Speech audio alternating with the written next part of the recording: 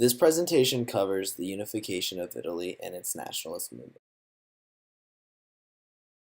The nationalist movement to unify Italy, also known as the Risorgimento or the Resurgence, began after Napoleon's loss of Italy, which was held from 1796 to 1814, led to the Congress of Vienna from September 1814 to June 1815.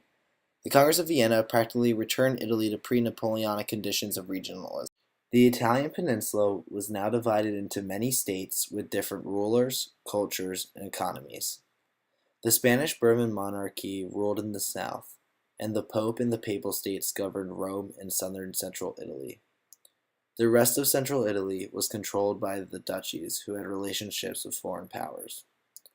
Lombardy and Venetia were ruled by the Austrian Empire, and Piedmont Sardinia was the only large independent Italian state and was ruled by Victor Emmanuel II without a constitution.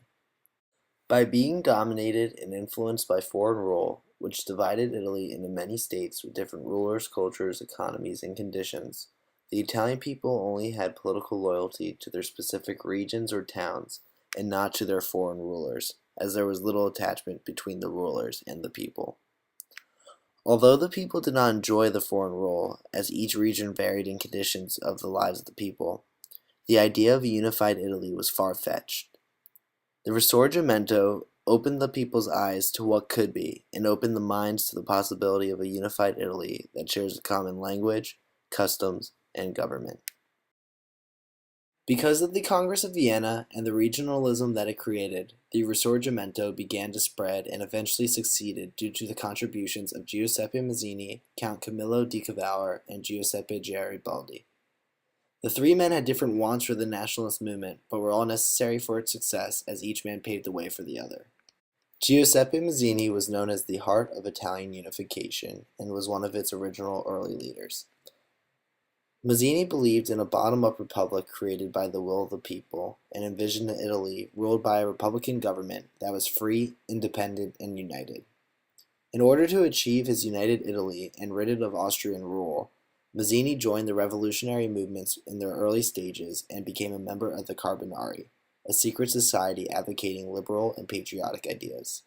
The Carbonari helped spark the Risorgimento, and shortly after joining, Mazzini was arrested and forced to flee and moved to France.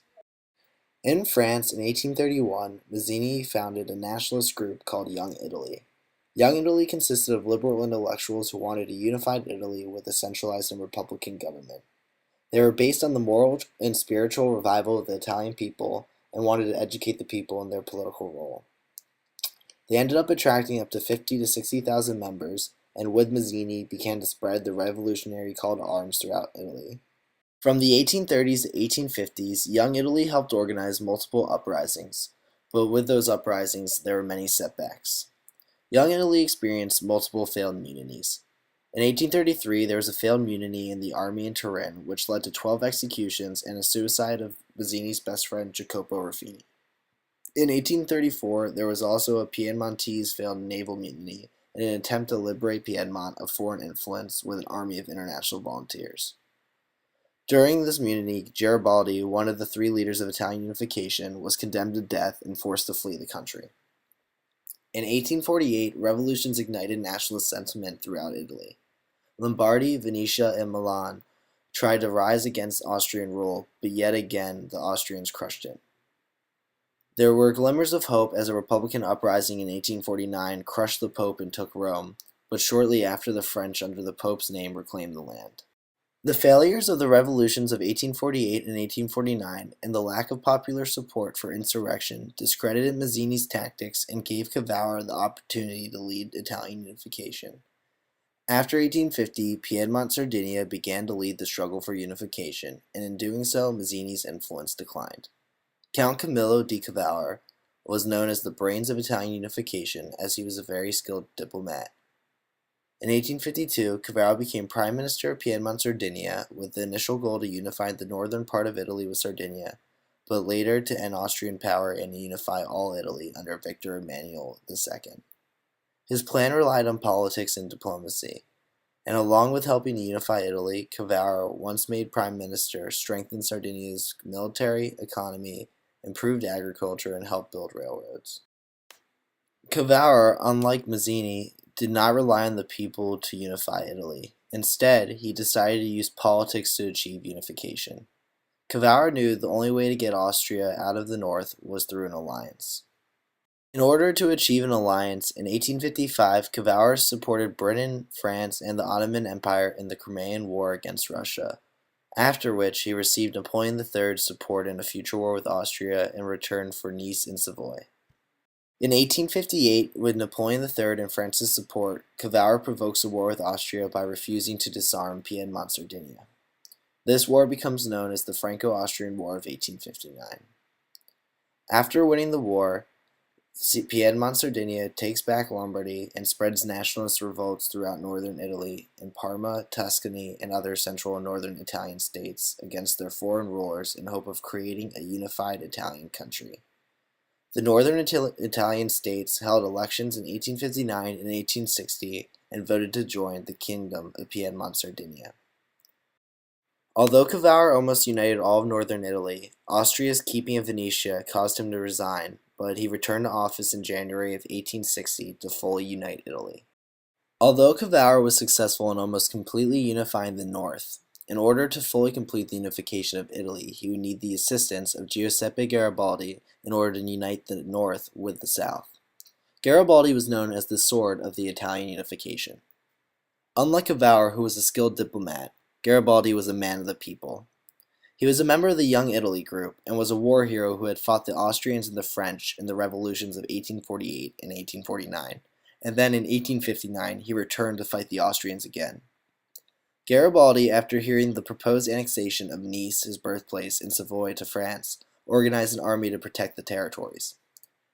Cavour, fearing the consequences of antagonizing the French, convinced Garibaldi to instead support the revolt against Francis II, the King of Two Sicilies.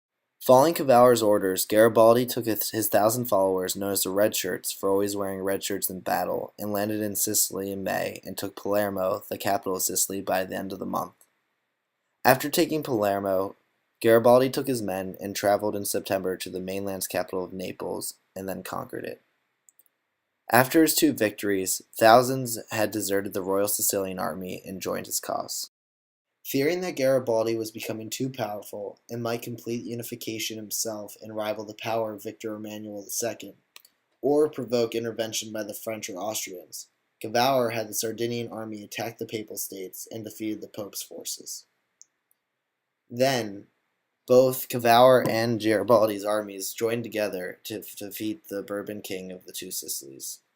Garibaldi honored his earlier pledge to Cavour and supported Victor Emmanuel for king over the Kingdom of Italy. On March 17, 1861, the Kingdom of Italy was proclaimed with Victor Emmanuel II as its king. Once the Kingdom of Italy was proclaimed, the only two regions of the Italian peninsula not included were Venetia, controlled by the Austrians, and Rome by the Pope. In 1866, Italy joined Prussia in a war against Austria. When the Prussians won the Austro-Prussian War, Italy was given Venetia, leaving Rome as the last obstacle to completely unify Italy. Then, in 1870, during the Franco-Prussian War, French troops withdrew from Rome so that they could defend France against Prussia. At this time, the Italian forces seized the opportunity and took the lightly defended Rome, which became the capital of the Kingdom of Italy. With Rome and Venetia in its grasp, Italy was finally unified and the Risorgimento was over.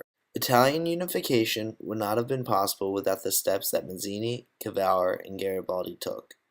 Without Mazzini being the heart of unification, spreading the cause and leading revolts in its early stages, many of the movement's future leaders may have never came to be. Garibaldi, for example, was a byproduct of the Young Italy group.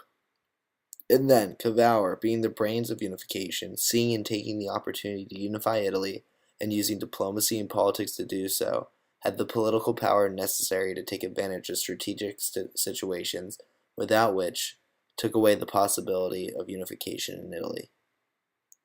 Then, without Garibaldi being the sword of unification and attracting thousands of followers, the North would not have been able to unite with the South, and the Kingdom of Italy would never have been formed.